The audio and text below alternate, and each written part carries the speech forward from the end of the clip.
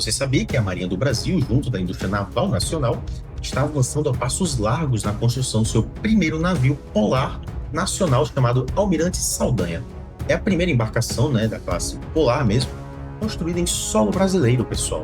E se trata aí de um navio, que quer consolidar mesmo a transição da presença do Brasil lá na Antártica para uma forma mais permanente mesmo, Em um momento em que potências do mundo inteiro estão de olho nas mudanças climáticas, e nas riquezas do continente gelado. Eles aceleram essa disputa meio que por espaço e o Brasil está lá, com a tecnologia da nossa própria base industrial. Isso garante uma voz, no Brasil lá, na região da Antártica. Isso é muito importante, eu vou falar um pouco mais sobre isso aqui no canal, pessoal? Antes de começar, eu peço a todos se inscrevam abaixo no canal, deixem o like de vocês e também ativem o sino para receber os próximos conteúdos aqui do canal. Eu me chamo Léo David e vocês estão no Esfera Militar. O navio polar Almirante Saldanha é o futuro vetor aí de pesquisa e também de apoio logístico da Marinha do Brasil. E está se tornando aí, um dos projetos mais estratégicos em andamento no nosso país. Ele foi criado basicamente para ampliar a presença brasileira dentro do Programa Antártico Brasileiro, que é um dos programas mais importantes hoje no Brasil. E o timing desse projeto, para mim, tem um peso bem simbólico também, A Marinha recentemente celebrou os 40 anos, da primeira invernada brasileira na Antártica, quando militares e pesquisadores permaneceram, de forma integral mesmo, pela primeira vez na estação Comandante Ferraz, em 1986. Uma comitiva liderada aí pelo comandante da Marinha, almirante de esquadra Marcos Sampaio Olsen, visitou a estação, para rememorar mesmo aquele marco e reforçar o valor do PROANTAR, na ciência e também na projeção internacional do Brasil na região. E é exatamente nesse contexto todo, que o Almirante Saldanha ganha importância, pessoal.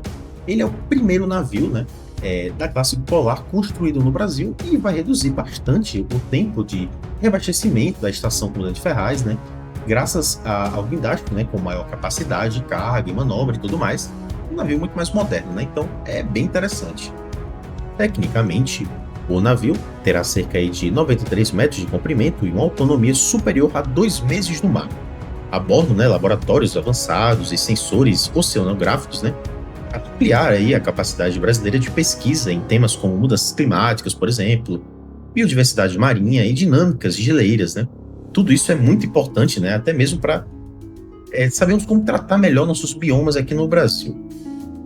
E na minha visão não é só ciência, O navio também vai ter um papel aí mais decisivo, no transporte de suprimentos, equipamentos e pessoal, claro, e vai garantir que as operações brasileiras na Antártica, continuem funcionando mesmo num dos ambientes mais desafiadores do planeta, que a gente sabe a dificuldade que tem de pesquisar lá e tudo mais, bem complicado mesmo devido ao frio, e toda a questão de tempestades de neve que tem. Inclusive tem algumas épocas que não dá, não tem como nenhum navio navegar e tudo mais. Tem até uma missão que o Caça-Treinador fez para entregar alguns suprimentos lá. Também tem um vídeo bem interessante aqui no canal. Vou deixar aqui o card assim para vocês acompanharem. A construção acontece aí em território nacional mesmo, aqui dentro do Brasil, no estaleiro de Jolungue Aracruz, sobre a coordenação do ENGEPRON. Isso reforça a base industrial de defesa brasileira e ainda também contribui, para a geração de empregos qualificados e transferência de tecnologia aqui no Brasil. Mas olha, pessoal, na minha opinião, mas de forma mais direta, agora, esse navio diz muito sobre a importância da Antártica para o Brasil, claro, E não é um projeto, científico, tudo mais, não é só um projeto científico, É um investimento mesmo estratégico numa das regiões mais disputadas, principalmente de forma geopolítica, do planeta. E tem muitos recursos ali naquela região, é uma região muito pouco explorada, e talvez por isso tantos países estejam de olho lá. E o projeto, pessoal, tem enfrentado desafios reais mesmo, Recentemente, por exemplo, surgiram preocupações sobre possíveis atrasos na construção por causa de greve e tudo mais no próprio estaleiro lá. E isso, acaba reforçando uma preocupação que já temos há um tempo, que é projetos do Brasil não seguirem, adiante, muitas vezes pararem no meio. Mas apurações mais recentes, mostram que, mesmo durante a paralisação, a construção do navio nunca foi interrompida totalmente, O estaleiro adotou algumas medidas para sustentar o ritmo de execução e tudo mais, sem efeitos, relevantes, no planejamento original lá e tudo mais. Então, ajudou muito, querendo ou não. Com o fim da greve, o cenário ficou ainda mais favorável, Hoje, a construção do Almirante Saldanha está adiantada em relação ao planejamento inicial, o que mostra uma eficiência na condução mesmo ali de um projeto esse porte aí.